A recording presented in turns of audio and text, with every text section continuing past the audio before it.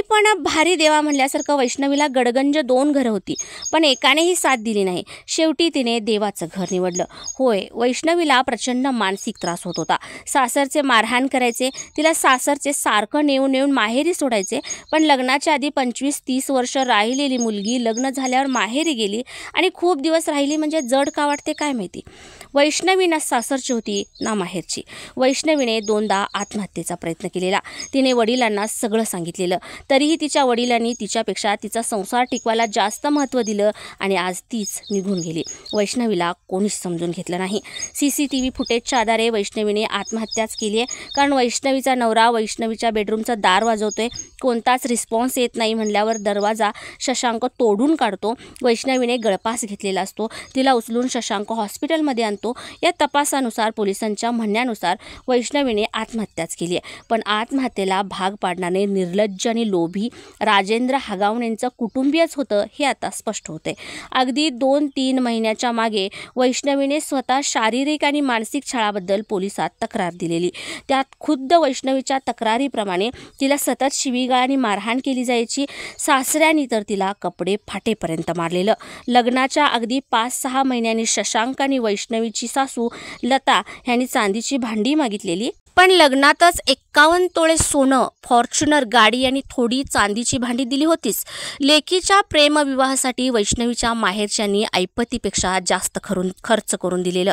हगावणेंच्या राजकीय प्रतिष्ठेला शोभेल असं लग्नही करून दिलेलं, पण पुन्हा 4-5 महिन्यात चांदीची भांडी अशक्य असल्याने वैष्णवीच्या माहेरच्यांनी हगावणे कुटुंबियांची मागणी फेटाळली आणि हगावणे कुटुंबियांच्या खोट्या प्रतिष्ठा आणि अहंकाराला धक्का बसला।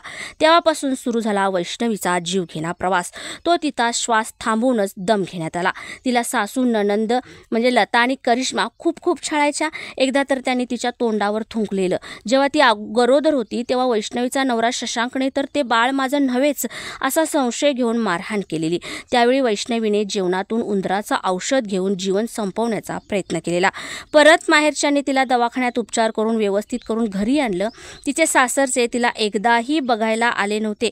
एवढं महाभयानक होऊनही वडिलांनी परत त्याच राक्षसांच्या हातात वैष्णवीला पुन्हा सोपवलं। पुढे थोड्या दिवसांनी आणि भांडण झालं आणि सासू आणि ननंद वैष्णवीला मारहाण शिवीगाळ करत तिला माहेरी सोडायला जात होते। तेव्हा गाडीतच तिला प्रचंड मारहाण करत होते।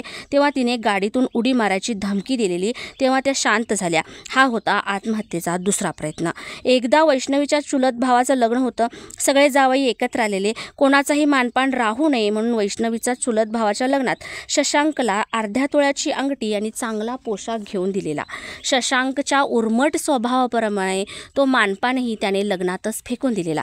ज्यांना माणुसकी नावाची सावलीही नव्हती, ज्याच्यात प्रेम माया नव्हती, हे सगळं माहिती असूनही पुन्हा वैष्णवीला त्याच आगीत वैष्णवीचे माहेरचे ढकलत होते। शेवटी वैष्णवीने छळाला कंटाळून गळफास लावला आणि पोस्टमॉर्टममध्ये वैष्णवीने स्वतः गळफास घेतला असला तरी त्याच्या आधी वैष्णवीला प्रचंड मारहाण झालेली आणि त्याचे व्रणही तिच्या शरीरावर होते। आता माहेरचे न्यायासाठी धडपडतायत। वैष्णवीच्या वडिलांच्या तक्रारीप्रमाणे सासू लता आणि ननंद करिश्माला अटक करण्यात आली असून सासरे आणि दीर फरार आहेत। पोलिसांच्या सांगण्याप्रमाणे राष्ट्रवादीचे पदाधिकारी असो किंवा आणखी कोणीही असो, कायदा सर्वांना समान आहे। राजेंद्र हगावणे यांना अटक करायला 2 टीम केव्हाच रवाना झालेत।